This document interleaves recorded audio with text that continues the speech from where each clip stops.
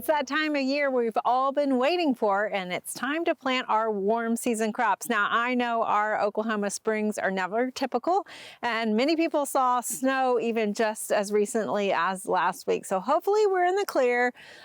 Usually mid-April is kind of the last average freeze date, so we still need to kind of be vigilant and watch the forecast, but hopefully we're in the clear to start planting our warm season crops. So that includes, of course, the tomatoes, the squash, the peppers, things like that. And so today we're going to plant some of these here in our raised beds, and some of the plants that we're planting are kind of on the smaller side. So if you have a patio or a container, or if you're just new to gardening, these are some cultivars that might be really good for that application. So the one here I have in front of me, this is actually a lemon squash. So it is a yellow squash. But what I like about it is, you know, we plant squash and a lot of times we end up getting these massive fruits because we miss them in there. And then we're like, we've got to make some sort of bread or something out of them, or make some big casserole. So this lemon squash is going to produce a small yellow squash fruit that actually looks like a lemon. So it's going to be kind of a bush squash here. So I'm just going to plant one right here in the middle.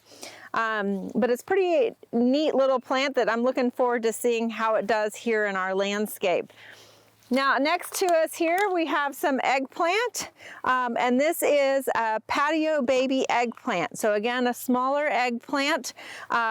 And really, it's going to stay smaller as far as the plant, but also the fruit is smaller. So again, it's going to have more of that egg-shaped purple fruit to it, but it's going to produce a lot of them. So anywhere from 25 to 50 fruit we're going to get on this.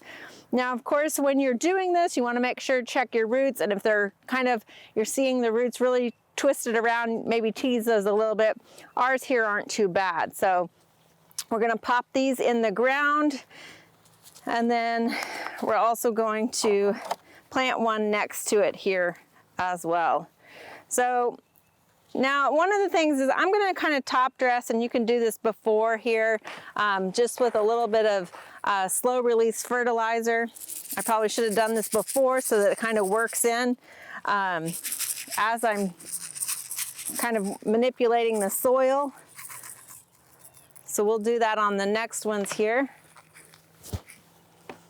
Next to us here we have some peppers. So this is Pick and Pop. It is an All-America Selection pepper. And you guys know we use a lot of All-America Selection. So one that's done really well here. It is favorable because it is a yellow, sort of snackable pepper, kind of one of those like lunchbox peppers that you're just gonna wanna snack on while you're out in the garden. Now it's gonna get a little bit taller. It's gonna reach 24 inches, but when you compare that to most pepper plants that get anywhere from 3 to 4 feet tall, this is actually going to stay relatively small, just at 24 inches.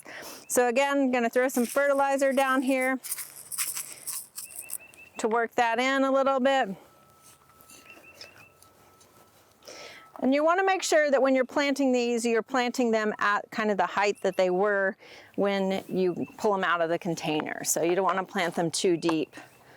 So we're going to move on down to the famous tomatoes. Of course, we've got to incorporate some tomatoes here. And you might remember last year we did plant a smaller tomato here called Orange Hat. And we have that again right here. This is our Orange Hat tomato.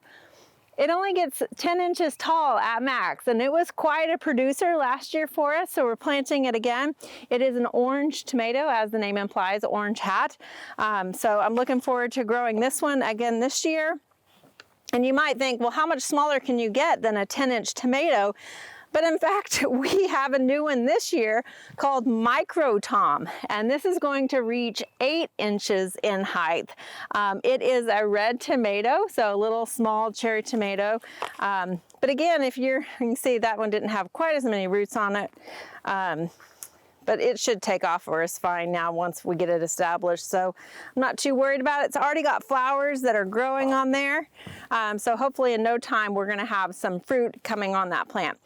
Now this one behind us, so we have an orange, a red, and this one's going to be yellow. This is Gourmandise tomato. It's a yellow tomato, a little bit taller at 15 inches. So we're putting it in the back here. But again, a very small tomato. So what's going to be fun about this is we're going to have quite the color of cherry tomatoes to add to our salads, or just to pick while we're out here in the garden. Now, just to give you a glimpse of what a typical tomato looks like, this is a tomato called Tonatico, and it is a cherry tomato also, but it is an indeterminate. So these were actually planted the same time as this was, so you can see how much difference the height is. This is going to get to be about 60 inches tall, so we're going to need to trellis this. For this one, we're going to put it in a different location.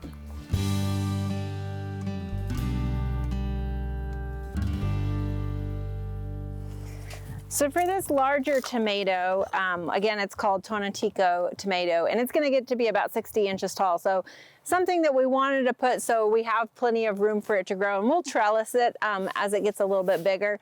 Now you can see our transplants got a little leggy, and because of the recent cold winters or cold weather days, we haven't been able to really harden it off like it should. So one thing about tomatoes that you can do is that you can actually plant them deeper.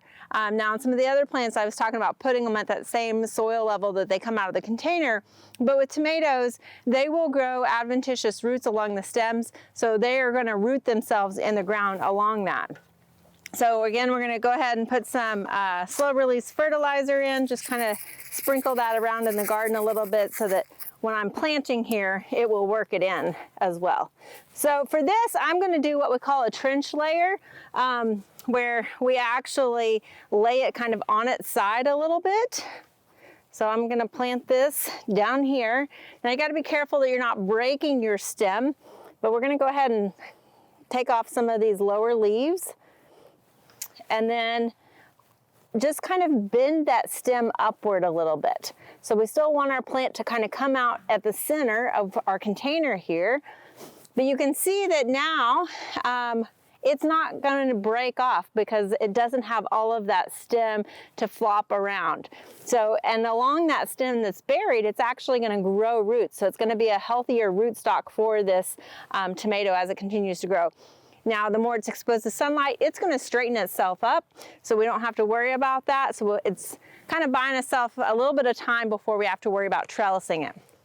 Now, the reason why we picked this particular plant to grow, it is a cherry tomato. And one of the problems about cherry tomatoes is the more tomatoes, the more you have to then actually harvest them. So it might sound like more work, but this particular cherry tomato is one that's recognized as, with the trusses, all of the bunches of tomatoes will actually ripen more uniformly. So the idea is that we can actually come in here and be able to harvest like a whole truss of tomatoes instead of individual fruits. So that's something that we're looking forward to on this particular cherry tomato. So now that we've got our warm season plants, all we can hope for is warmer days ahead.